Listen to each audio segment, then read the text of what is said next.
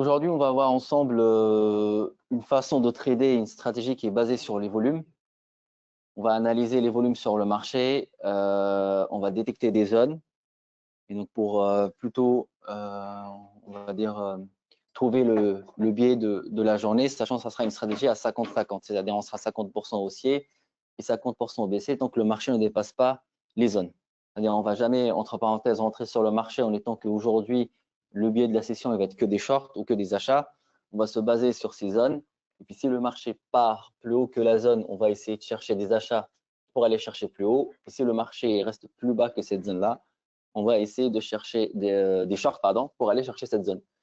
Et par la suite, on va voir l'exécution donc de ces trades. On va analyser ensemble et on va voir l'exécution de ces trades sur le carnet d'ordre. Donc, comment on se base sur le carnet d'ordre, sur le flux, par rapport au palier de prix, par rapport au volume, donc le flux entrant sur le marché, et prendre des trades. Donc, ça va être du scalping de tendance. On va essayer même de faire un in-out si vous voulez. Et quand les marchés sont directionnels, l'objectif, c'est d'avoir une précision d'entrée et après laisser son trade courir jusqu'à la prochaine zone. Donc, quand on travaille les volumes qui sont importants sur le marché, donc là, vous voyez, on a des zones rouges, jaunes, des zones vertes et des zones bleues. Et donc, sur les zones vertes, bah, ça, c'est un volume acheteur parce que le marché, comme vous voyez hier, depuis la chute, on a commencé à absorber, donc on a arrêté la chute ici, on a commencé à absorber ce volume. Et depuis, le marché, il fait tenir le marché. Plus bas, puisque nous, on scalpe, c'est des excès, c'est des breakouts sur un acheteur, mais pour une session de scalping. Donc, on ne traite pas sur du swing, donc on va rester sur des variations qui sont là, comme on a ici, par exemple, à 40 points S&P à la baisse ou 50 points S&P à la hausse sur la journée, alors, sur la journée de trading. Après, le marché il peut faire plus haut ou plus bas, mais nous, ce qu'on va viser, c'est la plus grosse probabilité de cette variation. On se basera aussi sur la VWAP pour voir un peu les exécutions de trade, si on est plus bas que la VWAP ou plus haut que la VWAP. Et donc, c'est ce qu'on va essayer de voir aujourd'hui. Comment on trade le volume sur les marchés. Donc, si j'ouvre maintenant, vous voyez un peu, j'ai mon graphique ici. Si j'ouvre ici, j'ai, il faut que j'enlève ça. J'ai mon carnet d'ordre, donc on est sur du S&P 500 et j'ai mes zones de volume que vous avez vu tout à l'heure avec les blocs de volume. Donc, je les mets sur un graphique 500 ticks, c'est-à-dire 500 transactions sur le marché. Dès qu'il y a 500 échanges entre acheteurs et vendeurs, on a une bougie qui se crée. Sur cette stratégie, en tout cas, on ne traite pas le temps puisqu'on est basé sur le volume. Donc, tout ce qu'on va faire, c'est qu'on va trader les volumes. Donc là, vous voyez, depuis l'open, on est resté sous cette zone, donc 15h30, 15h30, 15h30, 15h30, 15h30. On est ici. Depuis l'ouverture, on est resté sous cette zone. Et donc, il faut plus faire des shorts que des achats pour aller chercher cette variation qui était prévue à 30 points. Donc là, pour l'instant, le marché, il décale. On commence à partir plus bas que la VWAP. Et il nous reste 4 points avant d'arriver à notre zone. Donc là, si on va shorter pour 4 points de variation, ça ne va pas être intéressant côté risque, notre ratio. Alors, hop là. Donc, ce qu'on va faire, on va attendre le marché, donc comme il vient de faire ici. Alors là, aujourd'hui, c'est un petit peu volatile, même si on est sur du S&P, ça bouge un peu. Et donc, ce qu'on va voir, ce qu'on va essayer de faire, c'est attendre le marché d'arriver sur cette zone. On va regarder ensemble, donc par rapport au volume, les zones d'absorption qui sont sur le carnet, donc qu'on voit sur l'inside print et qu'on voit aussi sur l'order flow ici. Où est le dernier vendeur qui a tenté des ventes très agressives, qui a été absorbé, le marché s'est retourné dans le sens inverse.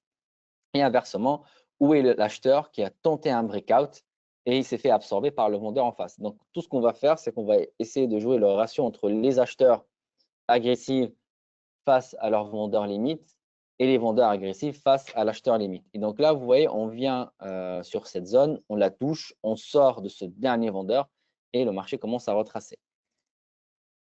Donc, qu'est-ce qui s'est passé ici? Je viens et je vais commencer à zoomer sur mon price flow et je vois que là, j'avais des ventes agressives market absorbées par un acheteur limite, puisque c'est ma contrepartie. Quand je suis vendeur, bah, quand je suis vendeur, ma contrepartie, c'est acheteuse. Et quand je suis vendeur market, ma contrepartie, c'est un acheteur limite. Et inversement, donc on va regarder ici, le dernier flux, entre parenthèses, acheteur qui rentre sur le marché, mais cette fois-ci, qu'il a pu décaler le marché avant le décalage. Et donc là, je viens ici et j'ai ce vendeur qui est briqué. Et puisque maintenant, je vais plus aller faire des achats que des shorts, en tout cas, tant qu'on reste plus haut que ces 63, 64, je vais essayer de chercher des mouvements haussiers. Donc, je vais faire que des achats. Si on arrive maintenant, on va se mettre un petit peu sur notre carnet. On va regarder par rapport à notre volume. Dès qu'on va rentrer sur une zone de volume spécifique, donc où on a plus de volume sur le volume profile, à partir de là, je vais regarder mes absorptions. Comme vous voyez ici, on a presque 500 lots à l'achat à market qui ont été absorbés sur le même tick, donc les 6580 qui ont été absorbés par presque 500 vendeurs limite. Donc, on avait 500 lots placés en limite ici sur le POC. Et puisque je suis acheteur, eh ben, je vais attendre le retour sur les 6580. Si j'ai un flux acheteur qui rentre encore sur le marché, eh ben, je vais faire des achats. Et donc là, je vais tenter un achat. Alors là, je sais pas. Ah, j'ai eu une latence, je suis désolé. Je sais pas pourquoi il m'a sorti. Je suis sorti bas sans qu'il me touche. C'est pas grave, on va. Ouais, ouais, j'ai les marques. Non, j'ai une latence par rapport à la volate. Je suis connecté en Wi-Fi.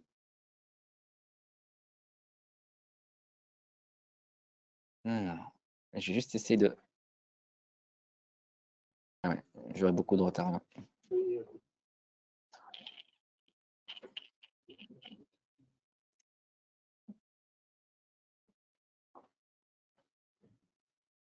Pourquoi spécifiquement les 500 titres et pas 1000, pas 2000? Alors, tout dépend la façon de scalping, mais si on met 1000 lots, par exemple, 1000 ticks, pardon, eh ben, tu n'auras pas le même nombre de trades que tu vas faire, par exemple, en 500 ticks. Là, en 500 ticks, on n'est pas très zoomé parce qu'on peut aller plus bas, mais là, on est trop zoomé. Hein, on peut aller sur du 100 ticks, 50 ticks, pardon, etc.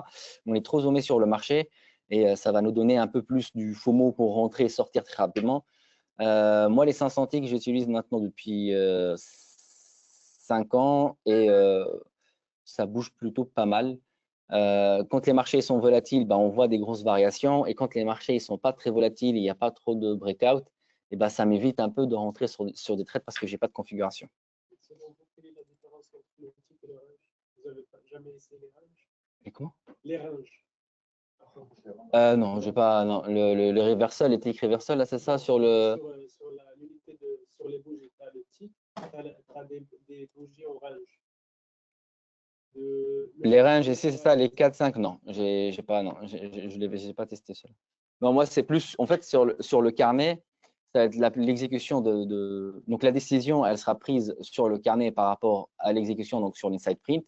Et pour m'aider un peu sur le biais, je me base sur les zones de volume. Et puisqu'on a une latence, ce qu'on va faire, on va se mettre sur les zones de volume pour expliquer un petit peu comment les tracer. Alors, je peux, par exemple, ici, changer sur le Nasdaq.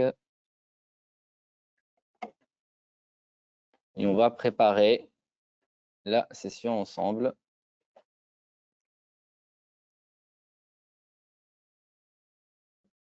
Donc là, j'ai un graphique du Nasdaq qui vierge. Donc, ce que je vais faire, c'est que je vais aller chercher les grosses zones de volume pour détecter mon range, mon acheteur et mon vendeur sur le marché. Et puisque je scalpe, donc si mon marché part plus bas que cette zone, je vais tenter le breakout de ce range vers le bas. Et si mon marché part plus haut que la zone acheteuse, et ben, tout ce que je vais faire, c'est que je vais tenter les achats pour jouer, entre parenthèses, pour trader le range et le rebond sur le bas du range. Et donc là, pour faire simple, donc je vais venir sur tout ce que je vais faire, c'est que bien sûr, on ne se base pas, même s'il y a du volume qui est en cours de construction tout de suite, on ne se base pas sur le volume du jour J. On va revenir au minimum J-1 si on a un volume, sinon J-2, J-3 et on commence à revenir un peu en arrière. Et donc là, si je reviens ici pour commencer un peu à regarder, j'ai un volume qui est plutôt intéressant ici sur les achats, donc le bas de mon range. Alors, je suis en 1 heure pour splitter la journée, quoi, mais sinon, je vais me baser plus sur le volume. Et donc là, je vais prendre mon acheteur qui est ici. Et là, j'ai deux zones à l'intérieur de mon range. On va voir ça par la suite. Et là, je vais prendre mon vendeur qui est ici. Donc là, j'ai un vendeur. Alors, je n'ai pas de zone vendeuse. Alors, je vais t'expliquer ça tout de suite. C'est là où il y a le dernier volume qui a causé le mouvement. Voilà. Je vais le sauvegarder, comme ça je peux la mettre après. Là, je mets juste vendeur. Donc, pourquoi ici mon vendeur? Quand on voit le bas de notre range, c'est là où le volume le plus important qui est sur le bas de ce range. Donc là, vous voyez, même si on a eu des excès, c'est tout à fait normal hein, sur le marché, et ben, on a ce gros volume qui a tenu tout ce range. Après, quand notre acheteur, qu'on avait détecté d'avance, il a renvoyé le marché plus haut, donc on a croisé un volume qui a absorbé ici. Quand le volume est en cours de construction, on ne pourra pas le définir si c'est un volume acheteur ou un volume vendeur. Là, il absorbe. Par contre, qu'est-ce qu'il fait mon volume vendeur? Il renvoie le marché à la contrepartie. Et c'est à partir de là, je détecte mon acheteur qui est là et mon vendeur qui est ici. Et c'est à partir de là où je vais commencer à trader. Là, si mon marché lâche, eh ben, on va revenir en arrière. Peut-être il va aller chercher des zones, ce qu'on va appeler les zones de TP. Et si mon acheteur il lâche, pareil, le marché peut repartir plus bas. Et on va essayer de chercher des zones de TP. Alors, Soit ça break-out, soit ça rebondit. c'est ça. Donc là, imaginons que le marché est parti, bon, imaginons, il est parti plus bas. Et donc là, comment je vais trader? Là, c'était l'analyse. Donc, c'est-à-dire ça, c'est la sortie de mon range. On est sur le lendemain de la sortie. Pour l'instant, on n'a pas encore confirmé si notre marché va partir plus bas ou il va retracer sur mon ancien range. Donc, je vais revenir un peu en arrière et je vais commencer à regarder les volumes que je vais croiser sur mon marché pour pouvoir… Donc ici, je n'ai pas de volume. Je reviens un peu plus en arrière. Et voilà. Là, Je ne dirais pas qu'on éteint un peu la lumière. la lumière, ouais. On peut dire. Ah On n'osait pas. Comme ça, être magique. ouais, là, c'est vrai que c'est vous. Il n'y avait rien depuis le début. Il disait oui, oui, oui. C'est ça, oui, oui. Alors, donc là, en revenant en arrière, on croise un volume qui est plus bas que notre volume acheteur. Et donc, ce volume-là, alors attendez, hop là, si ça fonctionne, et je fais double-clic, c'est ce qu'on appelle un TP. C'est-à-dire, c'est que si mon acheteur lâche sur cette configuration, et ben, le marché il a une très forte probabilité d'aller chercher cette zone de volume. Et donc, comme on a dit tout à l'heure, puisqu'on traite 50-50, c'est-à-dire 50% je suis haussier, 50% je suis baissier, si mon acheteur lâche, je vais essayer de chercher des shorts pour aller chercher à peu près ces 40 points, alors, au plus gros, mais moi je fais l'entrée de la zone, mais on peut aller chercher ces 40 points de variation à la baisse. Et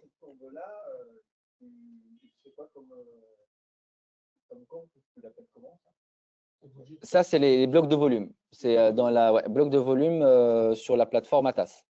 Donc, on peut l'avoir. Ici, j'ai encore une autre zone de volume ici. Si mon marché part plus bas, pardon, et là, je vais essayer de chercher toutes les zones de volume. Là, pareil. Là, ici, pareil. Et là, pareil. Et donc maintenant, si je reviens… Les bougies, c'est des bougies de volume. C'est des bougies de volume. Ouais. Ils sont placés par heure pour que ça soit, on le voit heure par heure. Mais c'est ce qui est à l'intérieur, c'est ça. Chaque bougie, c'est une heure. Pour qu'en fait, on a les 23 bougies sur… C'est beaucoup plus lisible. Et donc là, par exemple, si je veux trader, je me dis, OK, on est plus bas que cette zone de volume. Donc là, on a fait la variation du haut vers le bas. Donc, on était haussier et on part donc des 24 000 à peu près 450 et on a été chercher les 24 120. Donc, si je reviens maintenant sur le S&P, puisqu'on n'a plus de retard, on n'a plus de latence, ça c'est top. Donc, on revient sur le S&P. Qu'est-ce qu'on a fait sur le S&P? On a fait un aller-retour, c'est-à-dire de cette zone à 15h30, on est parti plus bas, on a été chercher notre acheteur de cette zone intermédiaire. C'est-à-dire c'est une zone de volume à l'intérieur du range entre acheteur et vendeur qui est en même temps acheteuse, comme on voit ici, et en même temps vendeuse, comme on voit ici. C'est une zone importante de volume, mais qui se fait travailler. Donc, ce qu'on appelle ou le middle range ou une zone intermédiaire. Et donc, là, à 15h30, on a eu notre marché à la baisse et on a touché cette zone de volume. Maintenant, de notre acheteur, on est reparti toucher notre zone de volume ici, donc la zone intermédiaire. Et maintenant, on est sur un retracement. Donc, tout ce qu'on va faire, c'est qu'on va essayer de faire des shorts sur cette zone pour aller chercher la probabilité, encore une fois, d'à peu près une vingtaine de points S&P. Et donc, ce que je vais faire pour l'exécution de mes trades, je vais regarder il est où mon dernier acheteur agressif sur le marché et il est où mon dernier vendeur agressif sur le marché.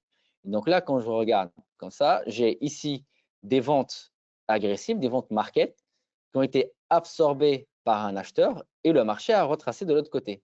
Et c'est-à-dire là que il est là mon acheteur. Donc, si je mets ici pour faire, donc il est là mon acheteur. Et inversement, alors pour l'instant, on n'a pas eu une contrepartie à part la chute ici. Donc là, on va attendre la contrepartie. Pour l'instant, on ne pourra rien faire. Donc, si j'ai un vendeur ici et qui renvoie le marché à 75, c'est à partir de là où je vais commencer à shorter. Un acheteur en bas, c'est assez de volume. Ici, en fait, tu le vois ça. Alors, on voit une bougie, le marché descend, le marché repart et puis il monte à la hausse. Donc, ça, c'est la variation. Maintenant, comment on voit il est où l'acheteur? C'est ici. C'est-à-dire, quand je regarde sur mon order flow, j'ai un vendeur qui a été absorbé, c'est-à-dire on a eu des ventes market à 75, le marché décale plus bas et j'ai un acheteur qui s'affiche à 74 et après, le marché part à la hausse. C'est à partir de là où je détecte mon acheteur. Là, pareil, j'ai mon vendeur donc, qui a renvoyé le marché à la contrepartie. Bon, là, c'est quasi impossible de voir, humainement parlant. Mais, et là, je vais regarder le dernier acheteur qui s'est fait absorber. Et donc là, je regarde au plus haut de mon price flow, j'ai mon vendeur ici et j'ai mon acheteur ici. C'est-à-dire quoi? C'est-à-dire j'ai eu des achats market très agressifs, mais le marché a retracé, comme vous voyez ici, à la baisse. Et donc, il est là mon vendeur. Maintenant, vous voyez le range, il break à la hausse. Donc là, nous, on était baissier sur cette variation. Donc pour l'instant, le marché est haussier. Donc on ne pourra pas rentrer sur des shorts, sauf si on a un vendeur ici qui retrace ici. Et c'est à partir de là, on va essayer de shorter. Alors là, ça va être un petit peu rapide, mais tout ce qu'on va essayer de voir, c'est le flux entrant en short. Donc comme vous voyez ici, j'ai une entrée d'ordre vendeur. Alors, on s'est pris un petit peu en retard. Et je vais me placer derrière la dernière accélération vendeuse. C'est-à-dire, j'ai un flux vendeur qui rentre sur le marché. Mon volume et mon range, ils break. Et c'est à partir de là où je tente mon short. Pourquoi? Parce que j'ai une plus grosse probabilité d'être sur ce mouvement baissier. Et maintenant, qu'est-ce que je peux faire comme target? Donc là, ici, et je mets mon TP là. Et à partir donc de là, je sais qu'est-ce que je vais aller viser comme TP. Je sais combien de risques je vais mettre sur mon trade.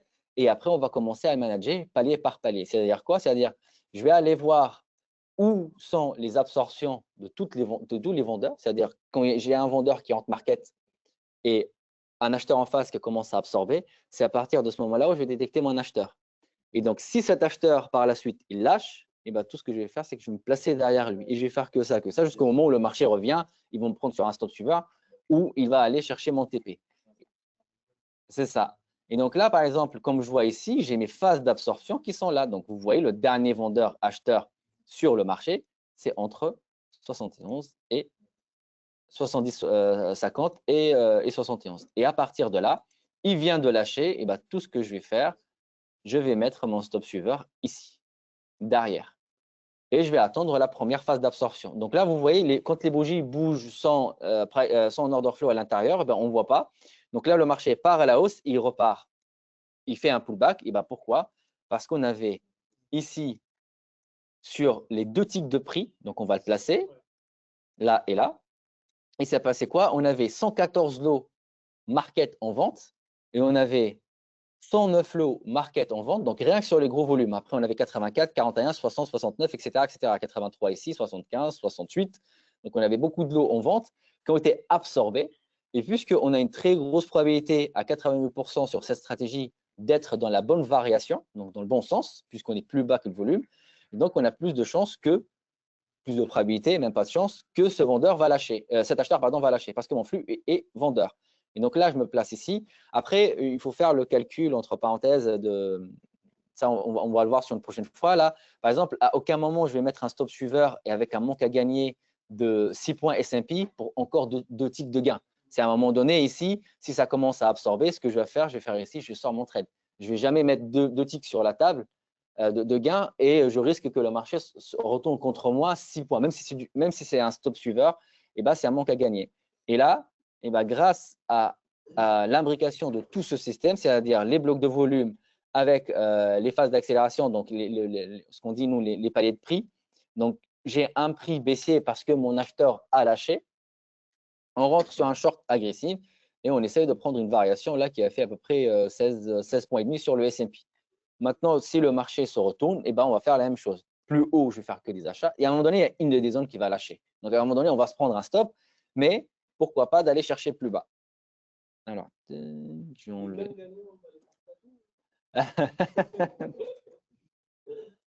Là, je trade en démo, on a eu une latence, etc. Donc, je n'ai pas envie de… Mais là, par exemple, si vous voyez ici, on commence à accumuler. Donc là, on a une phase où ce qu'on appelle un range. C'est quelque chose de très classique. Et bien, encore une fois, je vais venir ici, je vais chercher où on absorbe mon vendeur. Et donc là, j'ai mon vendeur et ici, j'ai un acheteur. Et là, je vais regarder, il est où mon acheteur? Pour l'instant, je n'ai pas. Comme vous voyez ici, il n'y a aucun acheteur qui s'affiche, à part ce petit ici. On peut le tracer pour l'instant. Là. Et là, je vais rester entre les deux. Et puisqu'on a touché la zone, et donc je peux tenter des achats sur de breakout sur ce vendeur. C'est-à-dire, puisqu'on a touché cet acheteur et j'ai une probabilité que le marché se retourne à la hausse, eh ben, je vais aller chercher des achats. Et donc là, je me base sur un bloc de volume ici, c'est-à-dire comme les 70 ou les 73. Je rentre à l'achat. Je vais me placer. Bon, là, OK, on a une latence. Je ne sais pas ce qu'il y a eu, mais voilà. Alors, et je vais me placer pour vous donner exactement le trade derrière le plus gros volume.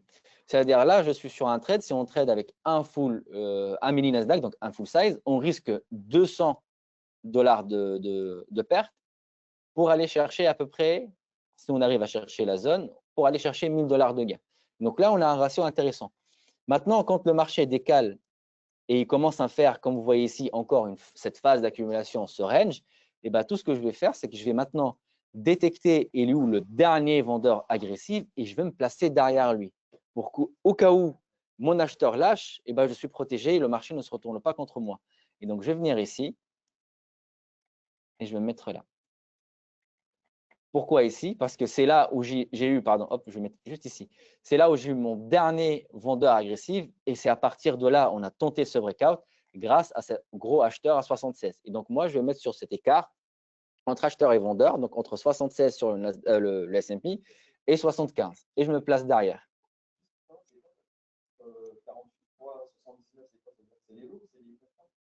Oui, c'est ça. C'est l'inside print. En fait, c'est l'échange entre vendeur et acheteur.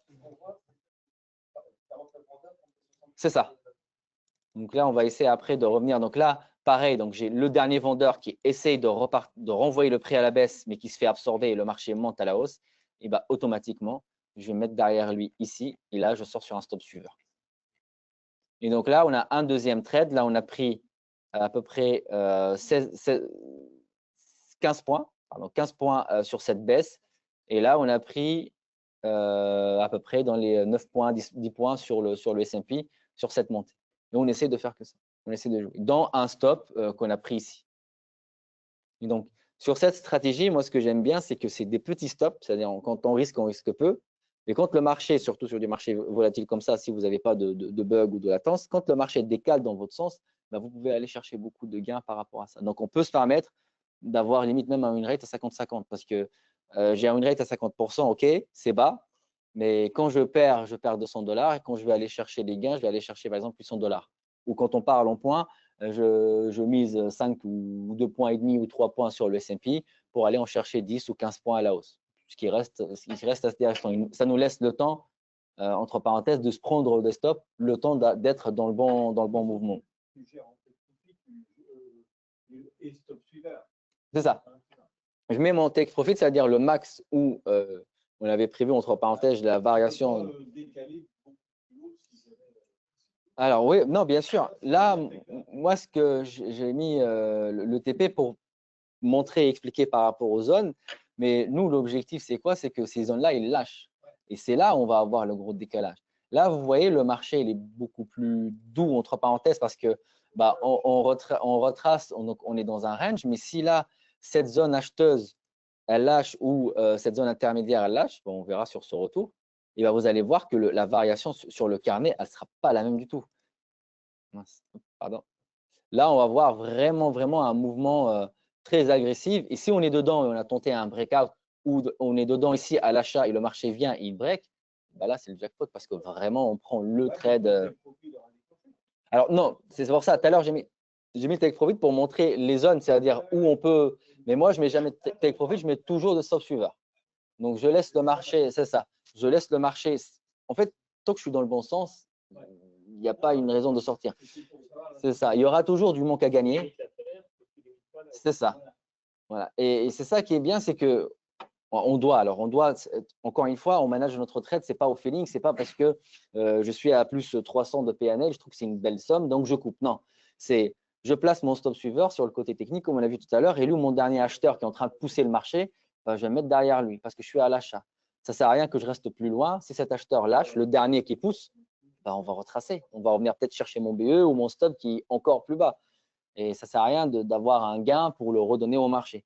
Et on essaie de se placer vraiment sur cette variation.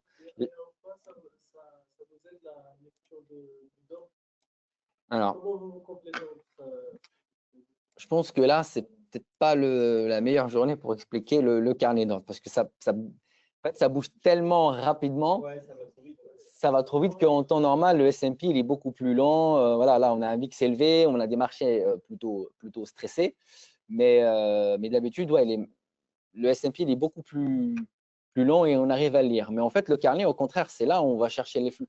C'est-à-dire, si demain, moi, je trade et j'ai les zones, à aucun moment, je peux me permettre d'acheter ici ou d'encaisser ici mon trade ou d'acheter ici si je tente le rebond sans le carnet d'ordre, sans avoir donc quel prix qui est en train d'absorber, il est où mon flux acheteur, mon flux vendeur, à quel prix je vais rentrer, à quel prix je vais mettre mon stop suiveur.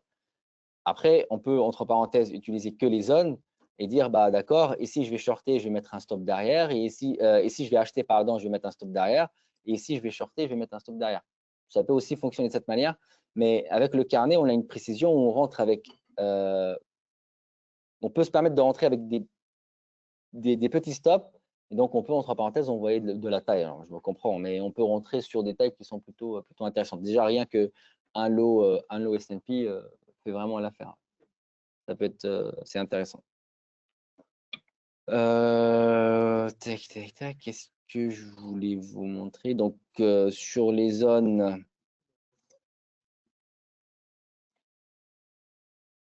Ouais, là, pour l'instant, on est entre les deux. On est entre deux. Et, alors, là, et la prévision alors, de la journée, ça, je pense on pourra le voir, entre parenthèses, sur une prochaine fois, par rapport à l'accumulation du volume. Mais aujourd'hui, entre parenthèses, la journée, si, en tout cas, comme je disais tout à l'heure, moi, je suis quelqu'un qui n'arrive pas. J'aurais bien aimé être acheteur sur le marché pour X horizons et rentrer à l'achat et puis garder mon trade, etc. Mais dès que j'ai commencé à apprendre le trading, bah, c'était du scalping. Et quand on fait du scalping, bah, quand ça achète, on achète. Quand ça vend, ça vend. Donc, on change d'avis pas toutes les 2 secondes, mais c'est une façon de parler, mais on change quand même d'avis. Et quand on veut passer, ce que je suis en train d'essayer aujourd'hui, de passer un peu sur du day trading ou sur des 0DTE, etc., eh ben, j'ai du mal à se dire, OK, où le marché peut aller. Si on, déjà, de dire, est-ce qu'on est haussier ou baissier aujourd'hui? Et là, il y a beaucoup d'analyses qui rentrent en compte. Donc, on ne s'arrête pas que sur, entre parenthèses, des supports résistances. Là, on rajoute le fondamental, on rajoute beaucoup de choses, la macro, etc. Et surtout, de choisir le biais et jusqu'à où le marché peut aller chercher à la hausse ou à la baisse. Donc là, ce que je suis en train de faire, c'est quelque chose qui fonctionne plutôt bien et que pour l'instant, je reste encore sur cette psychologie, entre parenthèses, de 50-50. Donc là, ici, en tout cas aujourd'hui, n'hésitez pas, entre parenthèses, à prendre les prix et on verra d'ici la clôture. Donc, d'ici la clôture, si on est baissier, on a une très, très, très forte probabilité que le S&P aille chercher les 6525. Et si on est haussier, ou sur une journée voilà, haussière, on a une très forte probabilité que le S&P aille chercher les 6671,25 ou les 6070 pour arrondir quelques points plus bas. Et sur ça, c'est ça. Ça, c'est basé en fait non, sur l'échange de volume. Ils sont où la plus grosse, le plus gros volume échangé en vente comme à l'achat. C'est ça, les jours précédents. Et c'est là où le marché sera, entre parenthèses, atterré d'aller, si on est haussier, d'aller chercher la hausse ou la baisse.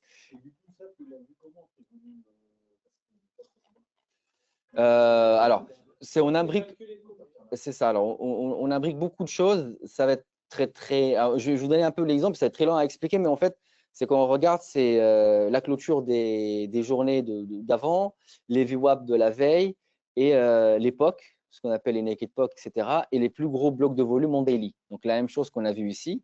Mais si on passe, alors, est-ce que j'ai un graphique daily? J'ai pas. Ce que je vais faire, c'est que je vais cloner la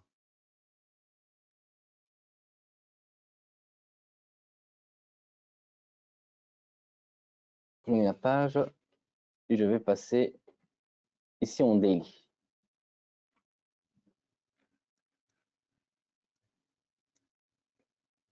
Donc là, CTRL A et j'enlève tout. Et de la même façon qu'on a regardé tout à l'heure, et ben là, je vais venir en daily, je vais me dire, OK, là, j'ai mon range, donc en daily. Chaque bloc de volume que vous voyez, c'est une journée de volume. Et c'est à partir de là où je vais commencer à regarder mes zones et où la prochaine, la plus grosse zone, en tout cas, elle est où le vendeur du dernier range, que le marché peut potentiellement retracer le toucher. Et sinon, il est où le vendeur du range actuel. C'est-à-dire là, par exemple, on est sur une zone d'achat qui est très, très importante sur notre analyse daily, qui est là. Il en faut pour la breaker. Surtout, alors là, c'est elle break, c'est encore une autre histoire, mais il faut voilà. Il faut du volume pour qu'elle break parce que c'est la dernière zone, entre parenthèses, qui tient le S&P. Et si sur du moyen long terme, entre parenthèses, le S&P lâche, on peut avoir des variations qui peuvent partir jusqu'à 120 points à la baisse en une session de trading. Là, pour l'instant, on n'a pas encore briqué parce que la journée aujourd'hui, bah, malheureusement, on ne peut pas, entre parenthèses, se dire bah, la journée n'est pas encore terminée. Donc, il faut que cette bougie de volume clôture, c'est-à-dire on termine la session. Et à 22 h, c'est en clôture plus haut. C'est à partir de là, on se dit OK, cette zone, elle tient. Donc, sur du moyen long terme, OK, si je vais faire de swing, même si on l'a touché 2-3 fois, après, tout dépend. Il y en a qui font des stratégies où si la zone est touchée 2 fois, bah, la troisième fois, on n'achète pas parce qu'elle est beaucoup plus risquée, etc. etc. Mais en tout cas, si on veut faire des swings, etc., et ben on peut acheter cette zone-là pour aller chercher l'extrémité du range et la plus grosse zone sur une semaine, sur plusieurs jours, tout dépend, pour aller chercher à peu près 335 points sur le S&P de variation, ce qui nous fait à peu près en pourcentage 5,20% sur le S&P. Et par contre, si on est baissier, ce qu'on va faire, c'est que je ne suis pas trop fan de faire ça sur des shorts, mais parce que c'est beaucoup plus agressif, beaucoup plus dangereux, entre parenthèses. Mais si on est baissier, bah, dans notre acheteur qui a lâché, on va aller chercher le bas du range, le dernier acheteur qui tient le marché. Et donc, dans ce cas-là, je viens ici, ça,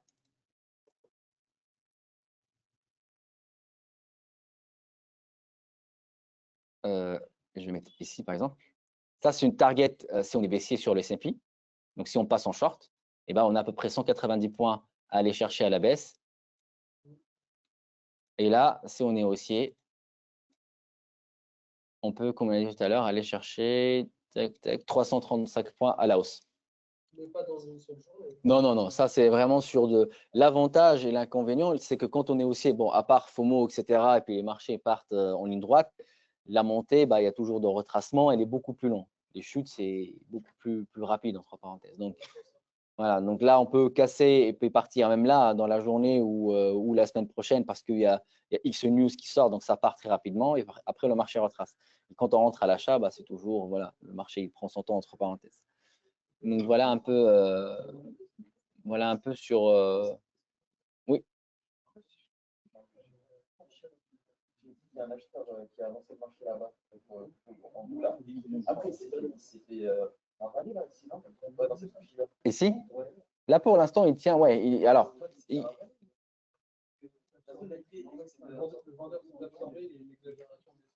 alors, je vais. On va regarder ici. Là, ici, on a eu un marché, pour faire simple, donc on a eu un marché haussier sur le S&P, sur toute l'année, hein, les derniers mois qu'on a eu. Et ton dernier volume vendeur, c'est-à-dire avant qu'on casse et on va aller chercher encore des ATH, le dernier volume vendeur, il était ici. Pourquoi? Parce qu'on est sur un marché de hausse, on a un vendeur qui se place et il commence à vendre en limite, et on a un flux acheteur derrière qui pousse le marché. Donc, ce vendeur, il a breaké, le marché part plus haut pour créer encore une autre zone de volume et un autre vendeur. Et donc là, le marché break, notre vendeur décale à la hausse, on prendra le dernier vendeur ici, alors je mettrai en rouge. Et comment on lit entre parenthèses la structure du marché. Donc, ce vendeur-là, qu'est-ce qu'il fait? Il renvoie le marché à ce dernier vendeur qui devient un acheteur, et etc., etc. Donc, cet acheteur-là, il revient, il break, j'ai un vendeur, et donc c'est à partir de là, on commence à zoomer. C'est-à-dire là, si… Ah oui, c'est des excès. Par contre, nous, quand on scalpe, un excès comme ça, comme on a vu tout à l'heure, j'ai pris quelques shorts. Un excès comme ça nous fait la journée. Nous, ça y est, après, il repart à la clôture, à la hausse, etc. Mais par contre, si je suis… c'est ça. En fait, il faut que ça aille chercher, pour confirmer le break, il faut qu'il aille chercher plus bas. C'est ça, il faut que ça… Si je suis, par exemple, je tente un trade, bon, j'avoue que là, c'est pas très motivant d'acheter le S&P, hein, vu ce qui se passe. Ça, je sais pas, peut-être, peut-être, mais moi, voilà, on suit. Alors, un investissement, peut-être, parce qu'il y a eu quand même moins 5%, mais on swing là, je sais pas. Moi, je le ferai pas, je regarderai, mais bon. Mais imaginons, on oublions un peu ce qui se passe à côté, et puis voilà, on a eu le retracement, et puis on va… Et bien là, j'attends donc à la clôture d'aujourd'hui, à 22 h. Dès que le marché, à 21h30, 22 h, dès que le marché futur donc ferme, donc là, les zones que j'ai, ils ne vont plus jamais bouger parce que c'est du passé. Ça y est, c'est J-1, le marché est fermé. Et bah, je vais me placer par rapport à ces volumes. Donc, je vais encore zoomer en H1 et dire, OK, il est où mon acheteur, mon range de la journée? Et je vais me placer sur mon acheteur de la journée. Je vais mettre mon stop et je place mon ordre comme ça. Et puis après, si ça part le lendemain, bah, si je suis exécuté, c'est le jackpot, je suis dedans, ou c'est un stop. Mais en tout cas, il faut… en fait, là, on n'est pas basé sur le temps, on est basé sur le volume. Si je reviens juste la veille, j'ai un volume important, c'est parfait. Parfois, je reviens la veille, j'ai pas. Je reviens à J-2, J-3, jusqu'au moment où je trouve mon volume. C'est ça. Ça peut être même 3-4 mois. Là, par exemple, celui-là, c'est un volume de 11,09. Donc, ouais, là, on est quand même sur en jour, c'est combien ça? À peu près, ouais. À peu près 3 mois. Seul défaut sur les zones de volume, c'est quand on part sur des ATH. Quand on part sur des plus historiques, on n'a pas de volume. C'est quelque chose qu'on n'a jamais travaillé. Et donc, il va y avoir des journées où on ne fera rien parce qu'on doit attendre le volume pour se baser sur ce volume-là le lendemain. C'est-à-dire, j'ai un marché qui part à la hausse. Imaginons que je break ce vendeur ici. Qu'est-ce que j'ai derrière? Là, soit on traite ça et puis on suit, soit je me dis, OK, je n'ai pas de volume aujourd'hui, je ne sais pas où il peut aller, je vais trader dans le flou, je suis hors setup, et je vais attendre, c'est ça, je vais attendre le volume, c'est chômage technique, je vais attendre le volume de ce jour-là, donc là, le lendemain, et je vais me baser sur du J-1 pour pouvoir trader le lendemain. Donc, ouais, c'est ça. Alors, il y a une template qui existe sur Atas, la plateforme Atas. Atas, ouais. Peut-être, mais je pense pas. Je connais pas. ProEtime, non, je connais pas. Je sais pas si ça existe ou pas, mais en tout cas, moi, j'utilise sur Atas, ça existe. Alors, c'est une template qui existait déjà, que j'avais développée un petit peu avec Atas, mais ils avaient la base et on l'avait développée un peu sur Atas pour réajuster par rapport à notre scalping. Mais bien sûr, j'enverrai la template à Raph, comme ça, il vous la partage. Non, ouais. Atas, il y a peut-être, ouais, mais en tout cas, dans les plateformes comme Atas, Sierra, Ninja, etc. Ouais, on pourra. Ça, je serais incapable de vous répondre parce que c'est une des bases sur laquelle je me base pour trader. Donc, après, on peut faire du scalping purement carnet.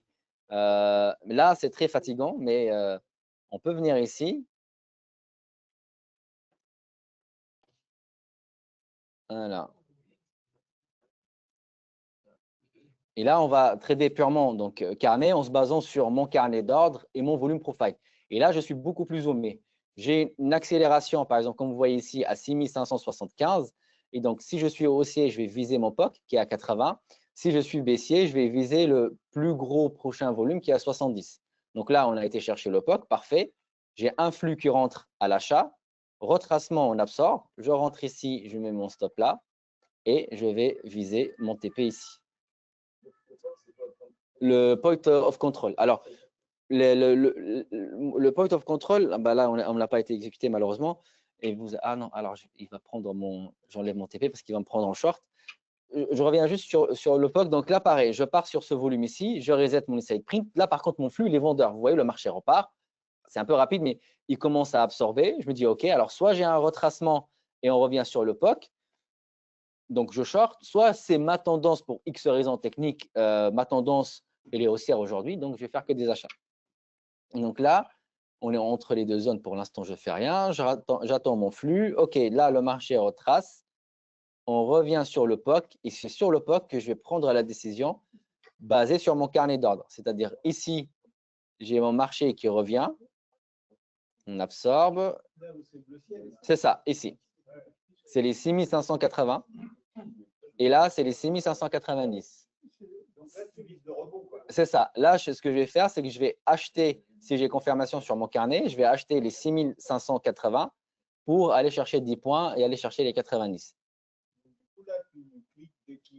Alors là, je vais regarder. Là, vous voyez, par exemple, j'ai mon flux baissier qui est ici. On a absorbé les ventes, on absorbe les vendeurs. Là, on réinjecte au market. Maintenant, tout ce qu'il me faut, c'est que le marché passe plus haut que 80. Si je reviens et je passe plus haut que 80, je passe à l'achat. Donc, le marché n'arrive pas à me faire un retour sur les 80. Là, je n'achète pas parce que mon vendeur, il prend la main. Et là, le marché baisse et vous allez voir qu'on ira, en tout cas avec une très forte probabilité, d'aller chercher le prochain plus gros volume à 70. Et donc là, on touche les 70. On absorbe. Et donc là, j'aurai deux choix. Soit j'attends un flux vendeur, je me dis, bon, je passe et je scalpe, je passe short, ou j'attends mon flux acheteur et là, je vais acheter pour aller chercher les 6580. C'est ça. Donc là, puisque le marché reste baissier, ce que je vais faire, c'est que ce que je vais faire maintenant, c'est que je vais garder mon S&P sur ce spread et je vais travailler les 70 en short et les 80 à l'achat pour ce décalage entre vendeur et acheteur. Donc là, je vais… Le bleu ciel de tout à l'heure, il est encore valide si jamais… C'est ça. Voilà, s'il passe par les 80, maintenant, je vais acheter.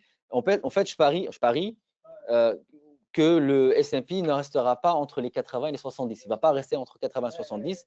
Donc, soit il break les 80 à la hausse ou les 70 à la baisse. Et donc là, le marché revient. Pour l'instant, je ne touche aucune des deux prix. Donc là, c'est ça. Je ne rentre surtout pas à rentrer entre… ouais, voilà. Donc là, c'est ça. Donc là, je reviens. J'ai mon flux et là, je mets un stop et mon prochain TP. Alors, soit on met deux TP ici et ici. C'est ça, ouais. Donc, je tente mon 70 en break-up, donc à la baisse, et mon 80, si le marché revient à 80, je tente à l'achat. Donc là, je vais sécuriser derrière la dernière accélération sur mon side print. Et là, si on est le plus prudent, on prend un TP ici, ou si on veut prendre un scalp de tendance, on risque ce gain de le transformer en manque à gagner, mais par contre, l'objectif, c'est d'aller, par exemple, le chercher. Alors, je suis en short, donc j'encaisse ici, d'aller chercher 10 points plus bas. Donc, je mise. Et là, qu'est-ce qu'on fait? Il ne faut surtout pas le laisser. Bon, là, à un tick, hein, deux. À deux ticks. Allez. Non, il ne m'a pas exécuté. Bon, c'est pas grave. Et donc là, sur le stop suiveur, je me place derrière le dernier volume. Là, on sort sur le stop suiveur. Bon, si on était plus réactif, on sortira sur le TP. Et on va faire que ça, purement carnet. Ouais, c'est ça. Là, on est sorti avec un stop suiveur avec du gain. Donc, mais c'était à deux ticks. À aucun moment, comme l'exemple de tout à l'heure, je ne laisserai jamais 20 ticks de manque à gagner pour aller chercher 2 ticks de plus. C'est pas, voilà. Dès qu'on arrive et on voit que voilà, je commence. Par contre, alors, le S&P il est beaucoup plus long d'habitude. Mais là, sur des journées de stress comme ça, ouais, c'est. Là, si on prend le carnet Nasdaq, là, c'est. Alors non, en fait, le S&P, elle est beaucoup plus volatile. Je vais vous montrer. Alors, je reviens juste sur le point of control. Le POC, donc on a parlé au début, on me disait qu'on trade les volumes, en tout cas sur cette stratégie. C'est-à-dire quoi? C'est-à-dire, je ne vais pas me baser sur le temps. Je ne dis pas que voilà, ceux qui traitent du temps, où vous avez des bougies M15, H1, H4, c'est pas bon, on met à la poubelle. Non, c'est chaque stratégie a ses avantages et inconvénients.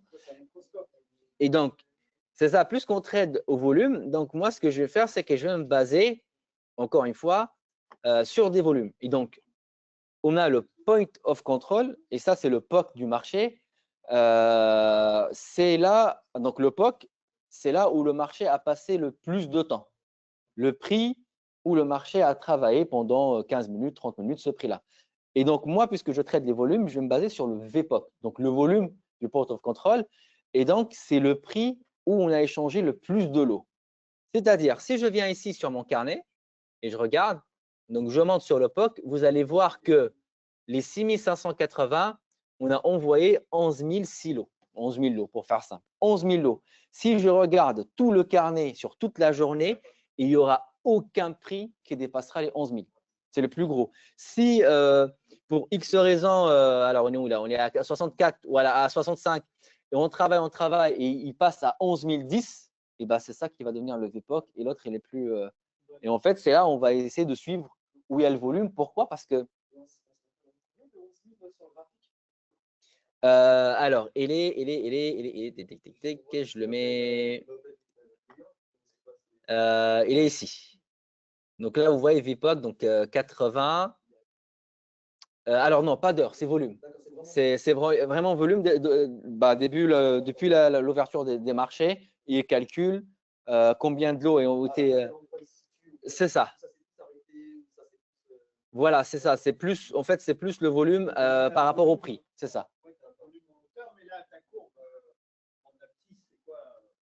Laquelle, ici? Ah, ça, c'est la VWAP. Ça, c'est la VWAP. La VWAP, c'est un peu, pour faire simple, le prix calculé sur le marché aujourd'hui.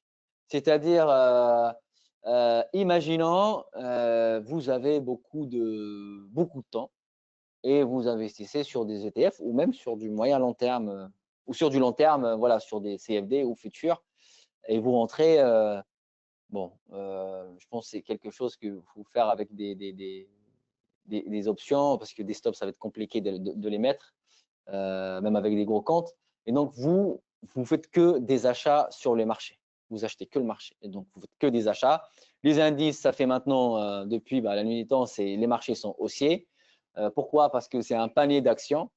Et quand il y en a une qui est faible, il y en a une qui… il y a dans le Russell 2000 déjà, il y en a 2000 qui sont en latente, et puis hors d'autres sociétés.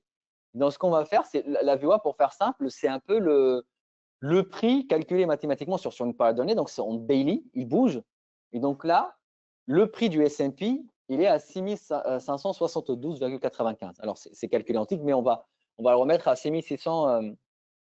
pardon, 6572. Si vous achetez le S&P plus bas, vous avez fait, entre parenthèses, une bonne affaire, même si le marché part encore plus bas là. C'est ça, sur le S&P, ou vous pouvez l'avoir sur le Nasdaq. C'est comme si, allez, on va donner un exemple. J'ai un téléphone, vous recevez votre magazine aux boîtes aux lettres, et ce téléphone-là, il est sorti aujourd'hui et il se vend 1200 au magasin. Et vous voulez l'acheter. Mais en passant à ce X magasin, avant d'arriver, il y a un autre magasin qui le vend à 1000. Donc, vous avez fixé votre prix de marché. Votre prix de marché est à 1200. Et vous trouvez le même téléphone tout neuf, c'est les mêmes conditions à 1000. Donc, est-ce que vous avez fait une bonne affaire à 202 mois? Eh bien, c'est la VWAP. C'est vraiment la VWAP. C'est ce que le marché calcule par rapport au prix des S&P. Alors, ce n'est pas parce que vous l'achetez plus bas que le marché ne veut pas aller encore plus bas. Mais en tout cas, à votre achat par rapport à la VWAP, vous avez fait une très bonne affaire, entre parenthèses. C'est-à-dire, vous avez acheté, comme là, moi je me dis, OK, ça me va. J'achète un S&P à 6570, j'ai fait une bonne affaire à moins de 10 points. OK. Alors, ça, en daily, une stratégie qu'on peut, entre parenthèses, la mettre en place. Mais...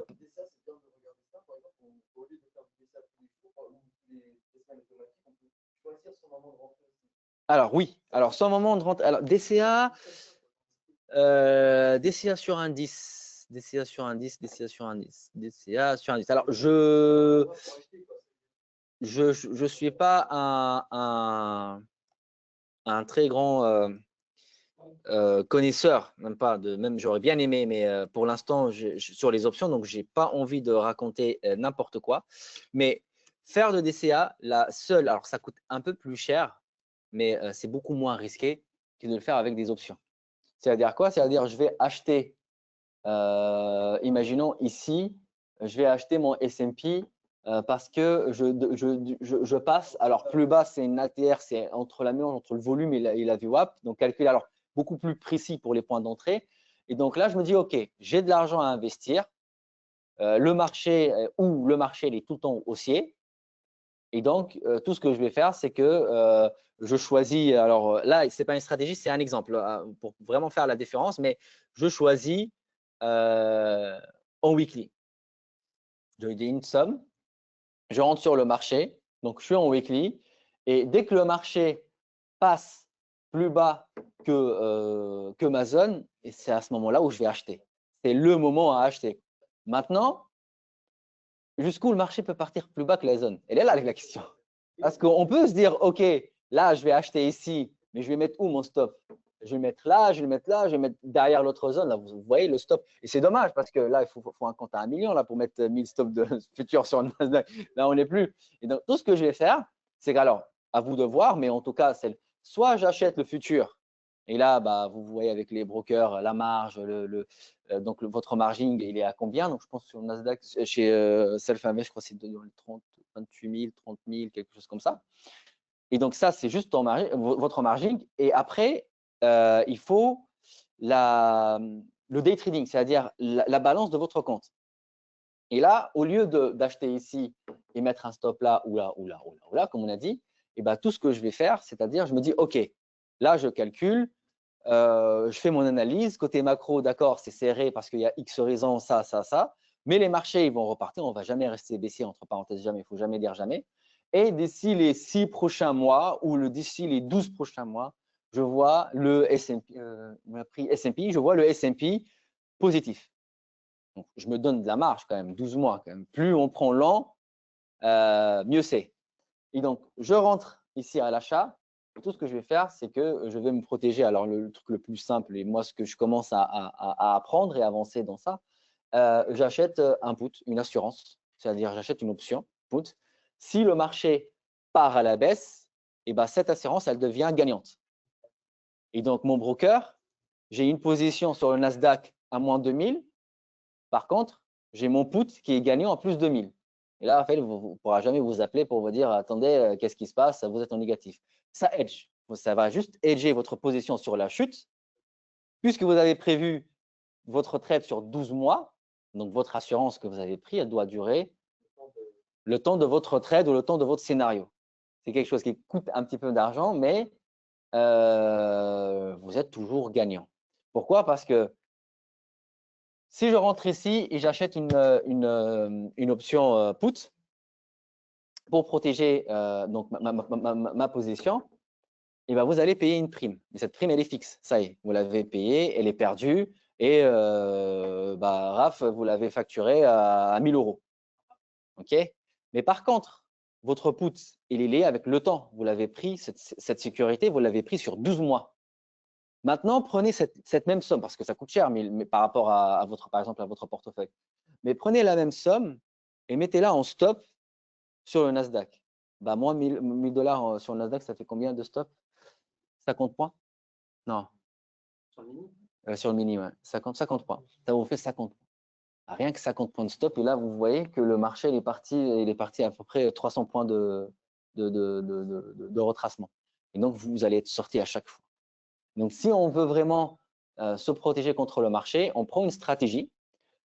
On analyse la macro. Je pense que Philippe, il a sûrement plus parlé de ça. Mais en tout cas, on analyse la macro. On a marché risque on ou risque off. Est-ce que le marché il est en mode allez, on passe à l'achat, tout se passe bien, etc. Risque on, tout le monde achète. Et c'est à partir là où je commence à acheter. Et j'accumule mes positions de cette manière-là. Ou vous pouvez le faire. Ici, ça c'est l'ATR. C'est l'ATR, ouais. Ça, c'est l'ATR. De.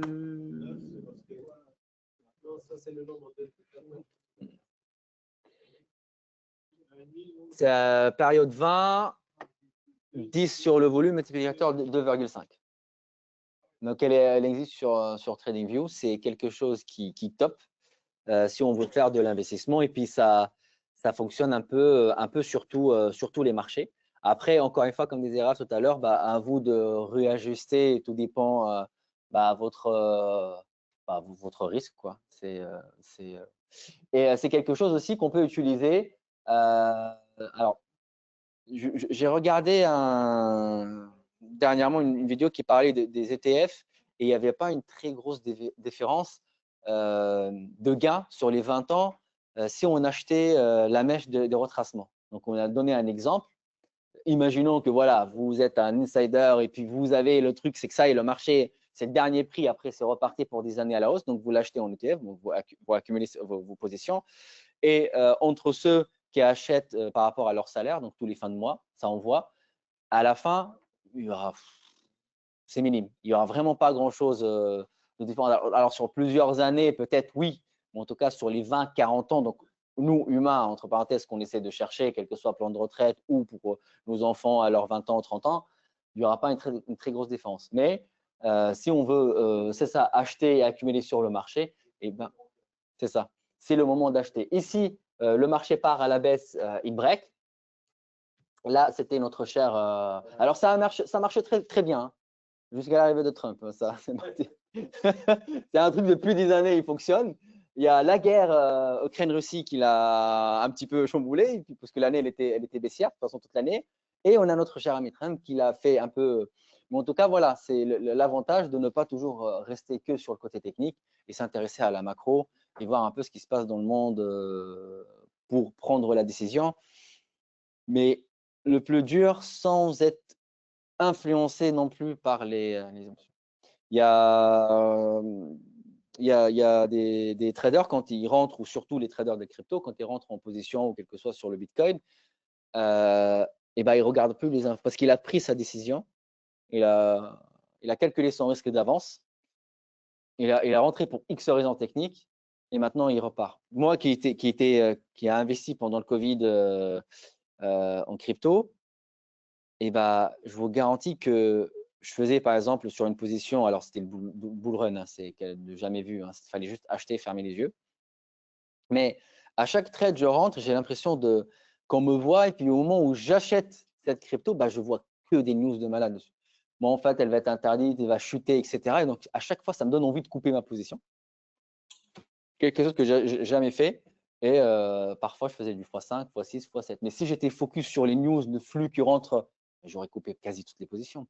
Parce que la Banque centrale La France allait interdire le Bitcoin. Binance, ils ne viendront jamais en France. Et ben, Binance, aujourd'hui, ils sont en France. Aujourd'hui, il y a des ETF sur le BTC. Donc voilà, il faut essayer d'analyser pas des… C'est pas question, pas des articles. On va essayer vraiment de chercher des news, soit sur des rapports bancaires, soit voilà, par rapport à ce que le marché price, etc. Encore une fois, c'est le volume. Si on a un ratio plus à l'achat qu'on vente, quelque chose qu'on ne pourra pas réagir tout de suite, malheureusement, parce qu'on a toujours un pas de retard par rapport au marché. Donc, on doit analyser, voir ce qu'il fait pour le suivre. C'est comme si quand on marche dans la rue, on ne connaît pas… Moi, tout à l'heure, je suis venu ici, j'ai oublié où c'était le bureau. Je ne connaissais pas la route. Et je suis la personne qui connaît la route ou voilà. Donc, je ne pourrais jamais arriver avant parce que je suis en train de le suivre. C'est ce qu'on fait sur le marché. Après, je sais pas, c'est mon interprétation, mais la fondamentale, elle est quoi sur du scalping, par exemple. Il y a juste pour savoir s'il y a une annonce aujourd'hui de l'alpha, entre guillemets.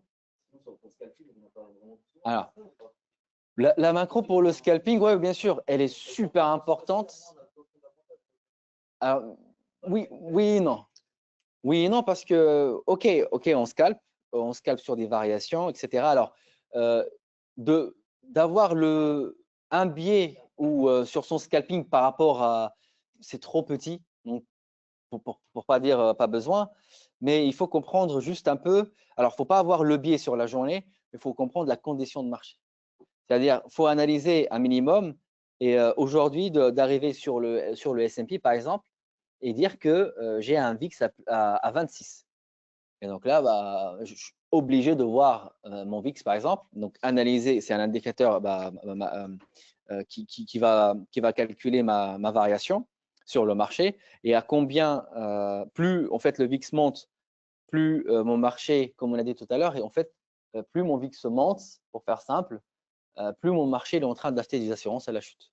Voilà. Alors, il faut l'imbriquer avec plusieurs détails que c'est pas que je connais pas, mais que je pourrais pas expliquer parce que je maîtrise pas. En tout cas, pour l'explication, c'est que quand mon VIX il monte, c'est que les gros ils sont en train d'acheter, en tout cas d'acheter des puts ou de prendre de stratégies pour sécuriser, c'est-à-dire le marché se price un retracement. Et qui dit un retracement, comme on disait tout à l'heure, la hausse elle met des années. Le retracement, vous voyez ici, si on prend l'exemple, c'est simple. Le bas d'ici, donc de 8 janvier 2024, là, donc une montée au plus haut, ça nous a pris 393 jours pour faire plus 26%, alors presque plus 27% sur le S&P et plus 300 points, on l'arrondit. Et ça nous a pris alors du plus haut au plus bas 48 jours pour tout retracer. C'est énorme, c'est rapide. Les chutes, c'est toujours, voilà, c'est comme dans la vie. Si on prend l'exemple, mais vraiment qu'on vit tous les jours. Moi qui ai des enfants, je mets 1 heure pour construire la petite tour de Lego et puis tu as le petit qui arrive, un coup de main et puis le truc est fini, quoi. Ça y est. Ça a cassé en 2 secondes, quoi. Ça fait 1 heure que je suis en train de placer le truc, faire des fenêtres, etc. Et puis le truc…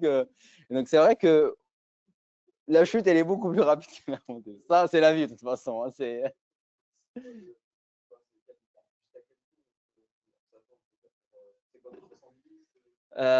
le VIX… Alors ouais, c'est ça. En fait, on dit c'est l'indice de la peur. Non, mais c'est tout à fait… Non, mais au contraire. C'est ça. Là, je te donne un exemple sur un VIX à 70. C'était, je crois, Covid. Et du coup, quand le VIX il y a tout, c'est ça. C'est ça. 80, c'était Covid. Le plus haut, tu vois ici, le VIX. Alors, depuis 2005, j'ai mes datas. Je ne sais pas pourquoi j'ai pas, malgré que j'ai le max. Je ne sais pas pourquoi j'ai pas avant. Mais 85, on a dit ça, 85, 84. C'est les plus hauts. Alors, VIX 80, le monde entier était fermé. Hein, c'était Covid. Sinon, l'année 2000, ouais, c'est ça, on est sur les 40. On est sur le 40. Et sinon, 2022, la guerre Ukraine-Russie, on était à 35.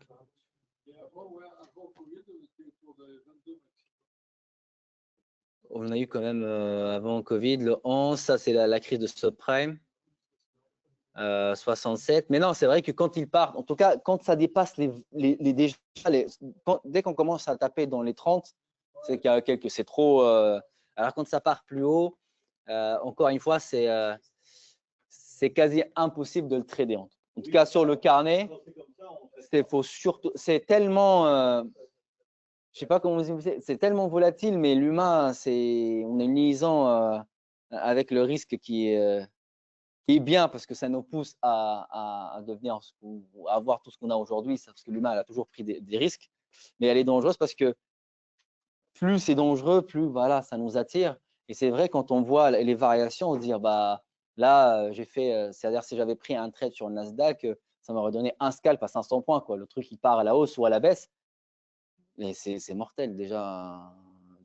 On clique sur un prix, on est exécuté 30 points plus haut ou 40 points plus haut. Déjà là, c'est 40 points de plus dans le stop.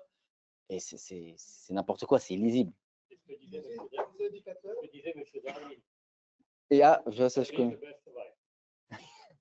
Vous utilisez des indicateurs? Indicateur, non.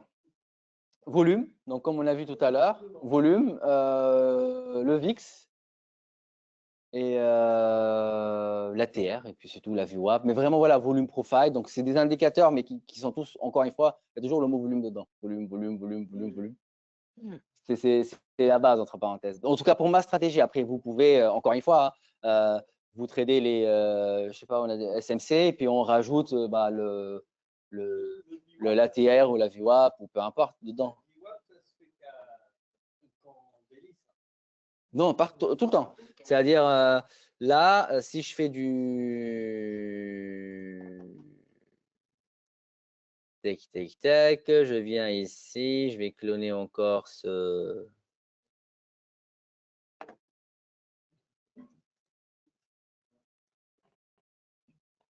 Je vais mettre en daily, par exemple, en daily ici.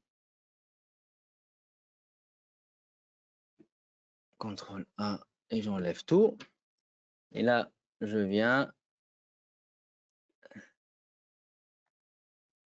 Et là, je peux choisir VWAP Weekly. Ou, alors, c'est un peu… Aucune idée. Je peux pas… Ah, ok, bah voilà. Ah, bah c'est comme le POC et le VPOC. Là, alors, pourquoi j'ai pas d'historique? Mais en tout cas, mon site, donc elle commence le début de mois et pour l'instant, la VWAP, elle est baissière, le marché est baissier, etc. Donc, on a des VWAP sur plusieurs, même des VWAP à 15 minutes quand on scalpe. Bon, après, c'est un bordel à tout suivre, mais on a des VWAP en 15 minutes si on veut les choisir en 15 minutes. Ouais. Ah, carnet. On est là. Globex.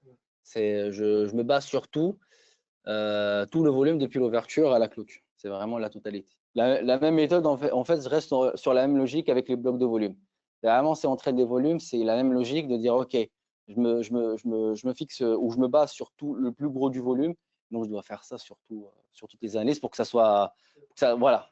Sinon, c'est décorrélé parce que je me base sur un volume de l'open plus un volume de la veille, etc. Et puis, ça va un peu dans tous les sens.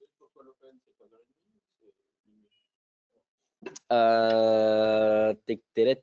23h59 59 secondes, donc minuit, ouais. C'est à partir de minuit parce que le réglage est ici. Donc, si on voit ici sur le volume profile, je fais double-clic et alors le timing, c'est où?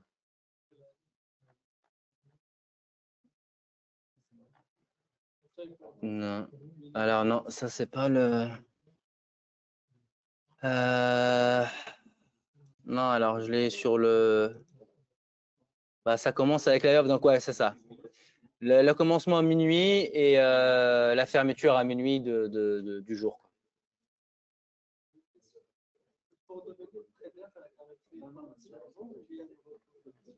Non, j'ai fait des formations. Des formations. Beaucoup de formations, beaucoup de stratégies, beaucoup de façons de faire. Et puis après, voilà, on commence à faire son propre expérience. On imbrique un peu ces systèmes. Là, ça fait ça, je suis sur ma 6e année. 6e année de trading et puis 5e année de trading au carnet avec l'Evol. Donc, j'ai toujours fait full trading. J'ai toujours fait ça depuis maintenant un petit moment.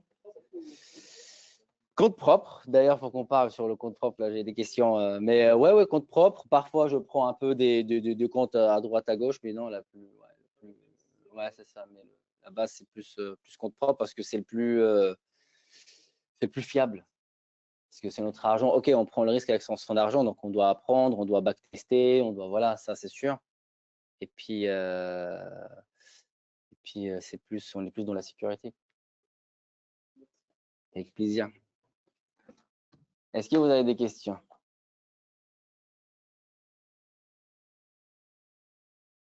Eh ben, c'est bien. C'est que j'ai bien expliqué, c'est que j'ai bien travaillé.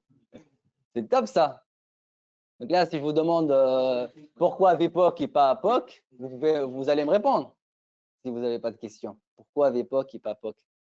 C'est quoi déjà le VPOC et c'est quoi le POC?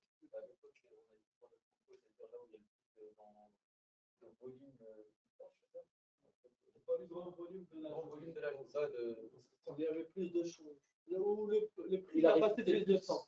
C'est ça. Le POC, c'est le point of control, c'est là où le marché a passé plus de temps. Et le VPOC, c'est là où le marché a passé le plus de volume. OK? Si vous vous souvenez un peu sur le carnet, VPOC, c'était les 80. On va voir si c'est encore les 80. C'est encore les 80 et 11 000 lots. C'est ça. Ça, c'est le VPOC. Vous n'allez jamais trouver un prix qui dépassera les 11 000 silos. Dès qu'il y a un prix qui va faire 11 000, donc vous voyez, je pense que les 70, ça va. On n'est pas loin là, ça va commencer à le dépasser. Ouais. Mais dès qu'il y a les 6070, ils vont faire 11 000 silos, vous allez voir 2 POC à la seconde. Puis après, il y en a un des deux qui va disparaître parce que vu comme ça bouge et le volume qui rentre, le POC il va se déplacer plus bas ou plus haut.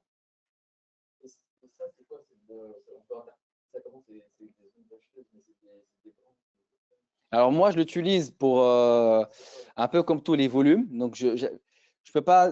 Il y a des stratégies qui, quand mon POC sur l'ouverture, il fait que baisser, c'est-à-dire le volume est baissé, mais c'est trop tard. Le temps qu'on le remarque, ça, le volume il est plus bas. Donc moi, j'ai pas de stratégie pour trader, en tout cas directement le POC, mais je me base sur du volume. Si je rentre sur un trade et on est sur un bloc de volume vert et le marché décale avec mon palier, on traverse le POC. Et c'est ce genre de trade où je me dis je vais le garder plus parce que là on sort de ce volume et ça va exploser à la hausse par exemple ou à la baisse. Et inversement, si je suis déjà dans un short et je me rapproche du POC, et là je vais me baser vraiment derrière le dernier vendeur parce que je me dis on peut faire un rebond et se retourner contre moi. Donc je vais aller chercher le minimum de manque à gagner sur mon trade avant que le marché se retourne contre moi. Sur le ouais. Bien sûr, c'est là où je disais, c'est là où si ça décale, c'est magnifique. Ça décale, on est dedans, on a juste à. Là, c'est dommage, c'était beaucoup trop rapide. Le POC, c'est le temps. Alors moi, je ne le mets pas parce que je n'utilise pas. C'est comme la TWAP que je viens de. Donc si on change, tiens, changeons, soyons fous. TWAP. Alors peut-être on a mis quoi en daily là ou... Non, daily. Non, ça a changé. Regardez. S'il veut s'éloigner un peu de la valeur de. Donc, 6570,41, c'est notre VWAP.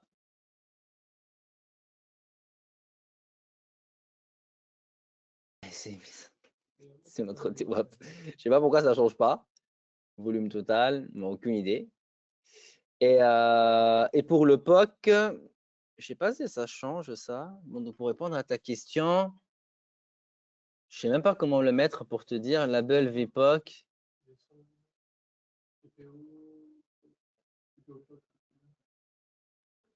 Ouais, mais ça, c'est juste les noms. Ouais, mais. Bizarre, il y a pas fait. Et les cochers? Non, je sais pas. Non. Ah, si, tu rentres en Je remonte? mode volume. En haut? Ah, vraiment en haut, c'est ça, volume. Hein. Mettre en mode. Ouais, sur profile, en mode volume, c'est profile type. Mettre en. Ah non, j'ai pas le temps. Là au-dessus, dans le command mode.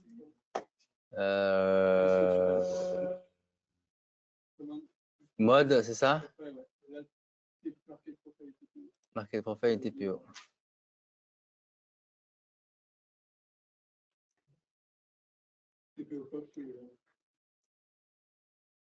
Et à 70. Ouais. Ah non, bah, ça a gardé le même. Ouais, non, on était 80 tout à l'heure. Ça a gardé le même. Ah non, bah, ouais, c'est ça, non. Le 70, vous voyez là, il est passé. Donc là, on était à 80 tout à l'heure, on parlait de 11006. Et maintenant, le POC, il passe à 70. Le VPOC, pardon. Ah, ok, TPO POC, c'est ça. Ah, d'accord, bien vu. Okay. Donc là, pour l'instant, elle est encore sur 77. TPO VH, VL, pareil. Donc nous, on est vraiment sur le volume. Quel que soit sur la VH, VL, pareil. On est encore une fois volume, la concentration des 70% des volumes à l'ouverture entre la VH et la VL, et le reste, c'est un excès, les 30%. Parfois, on a des 30% que à la hausse ou à la baisse. Parfois, on a 20-10, parfois, on a 15-15, etc., etc. Pour faire simple, on a notre volume profile. Alors ça, on oublie le TPO. On a notre volume profile ici. Et là, la VH, c'est ma value area high, donc le plus haut que mon volume profile. Et ma VL, c'est la value area low, c'est le plus bas de mon volume profile. Mon VPOC, là, on avait parlé. Normalement, logiquement, alors c'est rare, mais logiquement, il est toujours entre les deux. Et donc là, pour faire simple, c'est le bas, c'est le support des 70% du volume échangé dans la journée. Et la VH, c'est la résistance des 70% du volume échangé sur la journée. Donc là, ce que vous voyez à l'intérieur, c'est la concentration des 70% du volume de la journée. Et les excès, c'est les 30% qui se baladent un peu partout. Je pense dans ce cas-là, aujourd'hui, on est sur du 20-10 ou 25-5, etc., etc.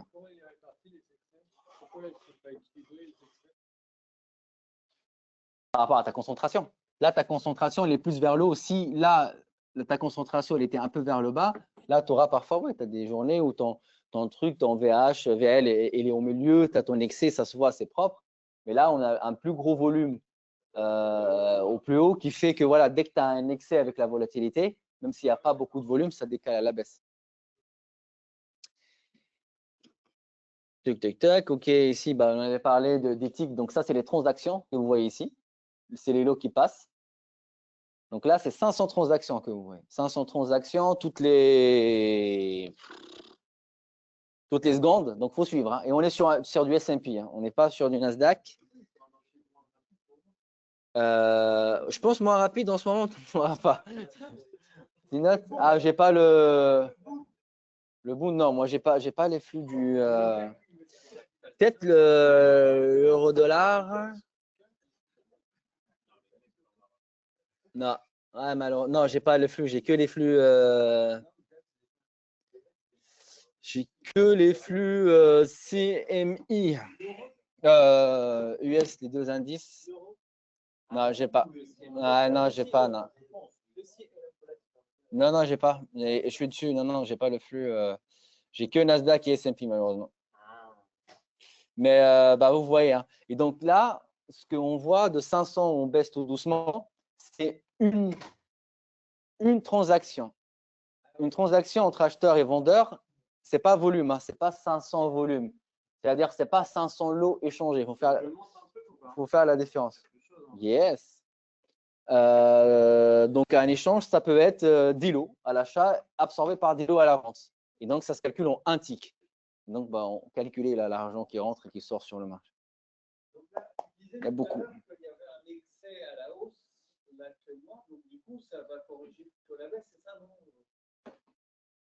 Par rapport au volume.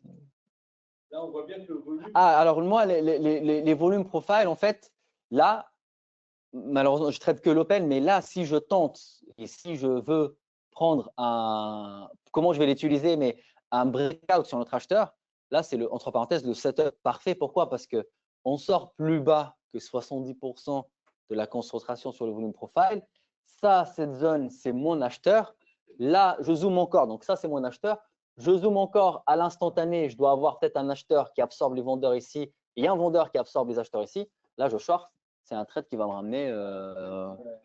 Ouais, c'est ça. Donc, ça, ouais, ça, c'est un setup. Je peux me baser sur ça. Et en faisant attention, bien évidemment, parce qu'on traite de volume, quand j'y arrive là. Quand j'y arrive là. Et c'est voilà, c'est premier TP ou moi qui rentre par exemple avec un lot, et ben c'est à partir de là où je vois derrière le dernier vendeur qui envoie. C'est ça.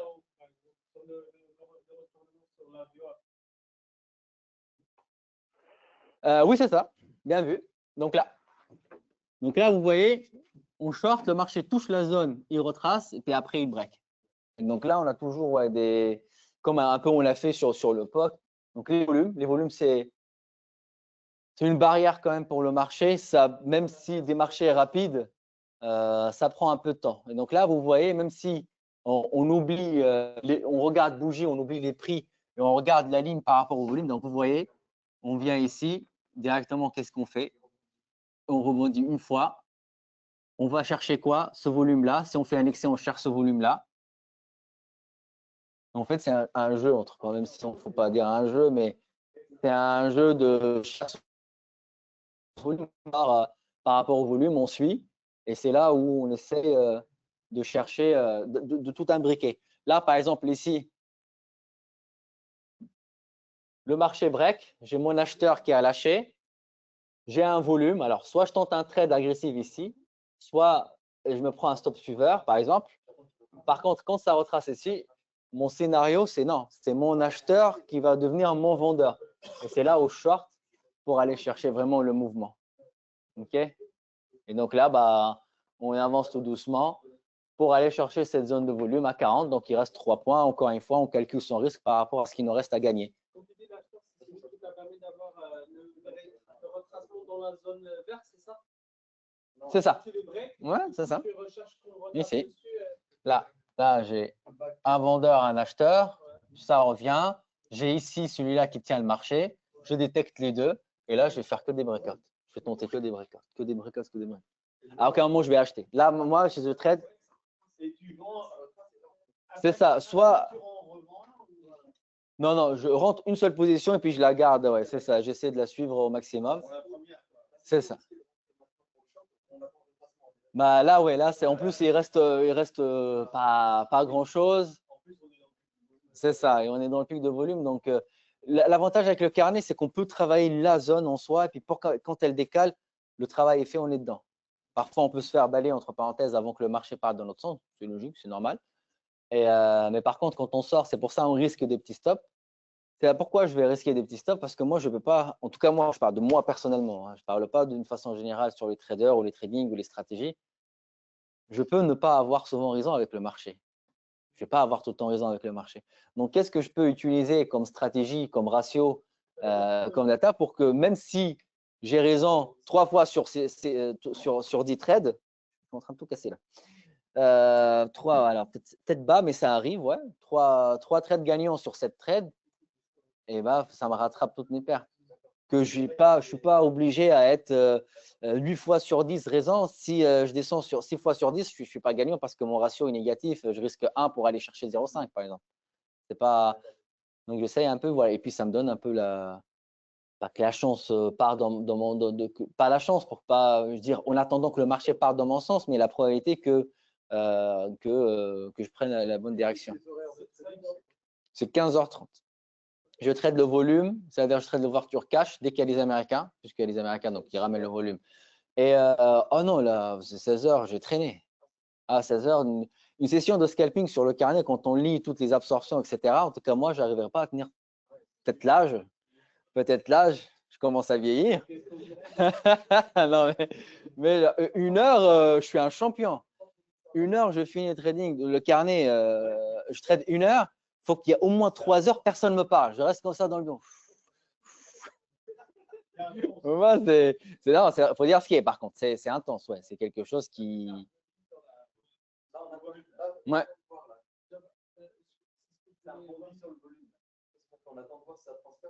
Donc là, on analyse un peu entre. Excuse-moi.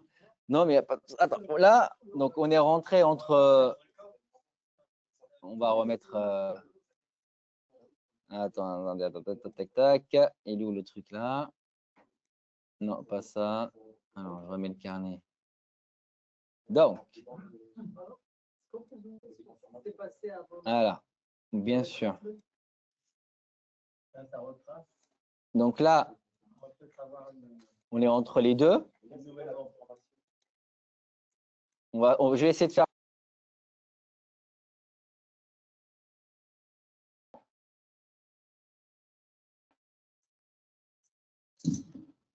Et là, j'ai mon acheteur qui se fait absorber par mon vendeur. Donc là, on a détecté où on va travailler entre les 55 et les 60. Je viens ici, je reset. 55, c'est ici. En plus, c'est un volume important par rapport au volume qu'il y a avant et après. Les 60, pareil. Puis donc là, ce que je vais faire, c'est que je vais jouer ce spread, ce décalage entre 55 et 60. C'est 5 points sur le S&P. Je suis entre les deux là. Je peux rentrer à l'achat, en vente, ça ne va rien dire parce que. Et là, je vais attendre que le marché arrive sur un des deux prix, comme là. Là, on a absorbé. Moi, je veux le shorter ce prix-là parce que comme ça, soit ça part à la hausse, à la baisse, pardon, soit ça part à la hausse. Il ne va pas rester entre les deux. Ça, c'est mon scénario. C'est-à-dire, on peut jouer le range, je veux dire, j'achète les bas, je vends les hauts. Là, on revient sur les 60. Je reset, ça me donne vraiment le flux. Voilà, sur le marché, ici. Là, vous voyez le flux 537. Et là, j'attends maintenant mon retour sur 60. Et c'est à partir de là où je tente un achat. Et là, je sécurise. Ah mince, qu'est-ce que j'ai? Pourquoi il m'a, je sais pas. J'ai eu un retard, je crois, mais en tout cas, il nous a sorti BE.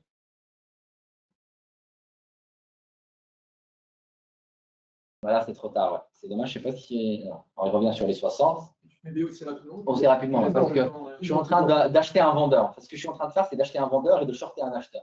Donc, je suis dans le sens inverse pour l'instant et j'anticipe un breakout aussi. Donc là, on absorbe, mes 60 y tiennent. Je vais tenter un deuxième achat.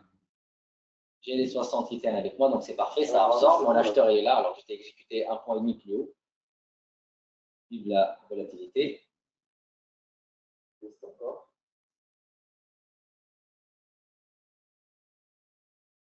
Au moment où le marché va sortir au plus gros volume ici, donc 63, c'est à la hausse, je vais mettre 2. Pourquoi? Parce que c'est un volume qui risque de renvoyer le marché contre moi. Donc ça ne sert à rien de rester sur moi.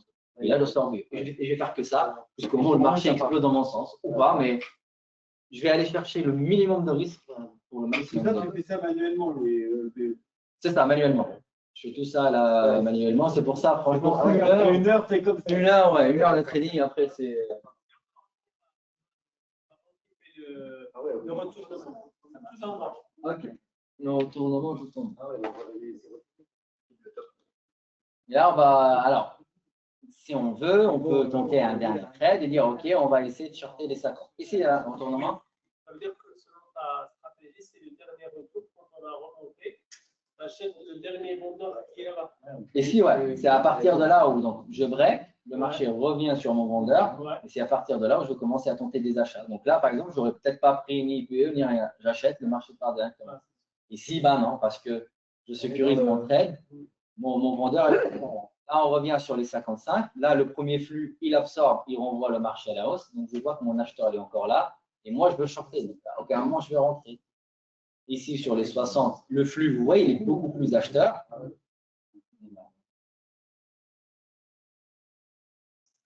Je rentre ici. Allez, on pousse, on pousse, on pousse, on pousse, on pousse. Encore une fois, je vais chercher là les 63. Donc, les 63, ça met 63. Au moment où le marché touche les 63, je mettrai BE.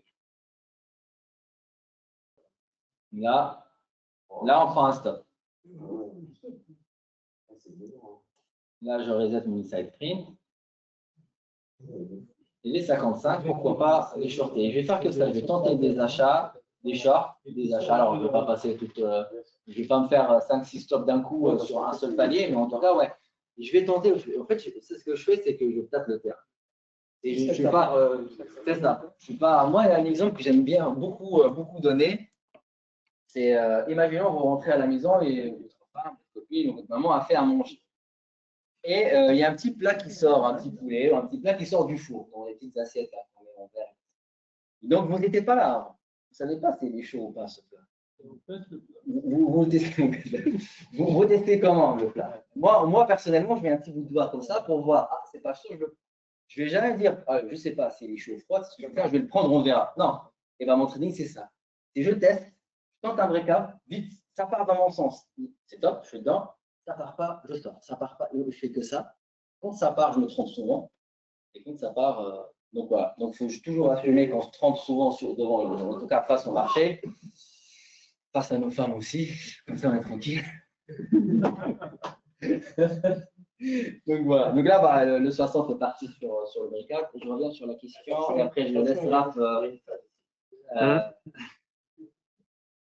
Donc là, c'était quoi? C'était sur le retournement. Vous avez une question. Sur le retournement, c'est ça ici? Ouais. Ok. Si on zoome. Alors, si on zoome ici, ok. Moi, mon dernier achat, ça sera le 92. Non, moi, j'avais acheté le 92. Ah non, si tu as un prix. Oui, c'est celui-là, ouais. Alors, ok. Là, tu viens sur ton dernier vendeur agressif ici, Voilà. Si on à 43. ouais. Et ça, c'est ton dernier acheteur. Donc là, c'est sur ta variation ici. En fait, il faut voir là. Il ne faut pas être non plus trop zoomé parce que sinon, en fait, le marché il bouge de tic en tic. Donc, entre un S&P à 6542 et un S&P à 6542,25, un tic plus haut, il y a un acheteur-vendeur. Donc là, humainement parlant, on ne pourra pas le suivre. Par contre, si tu zoomes, c'est ça, si tu zoomes comme ça, t'es trop, par rapport, en tout cas, si on était sur un VIX à 13, une variation acheteur-vendeur de 3 points, c'est magnifique, voire même c'est trop. Mais là, aujourd'hui, sur une journée comme ça, avec des tics qui remballent, il y a un volume, il y a un excès, vous voyez les nerfs, tu mets 3 points, tu vas te faire. C'est dézoomer ta lecture, tu bases par rapport à ta variation. Là, on a eu un retracement. Tu vois ton plus gros mouvement baissier, il est là. Il a commencé par là, ton mouvement baissier. Et donc, c'est là où tu vas regarder ici et tu vas détecter ton dernier vendeur agressif qui était absorbé par ton acheteur. Et là, tu reviens sur ce mouvement-là. Donc, tu as ton dernier acheteur qui est là, qui tente des breakouts. Ici, il se fait absorber. C'est à partir de là.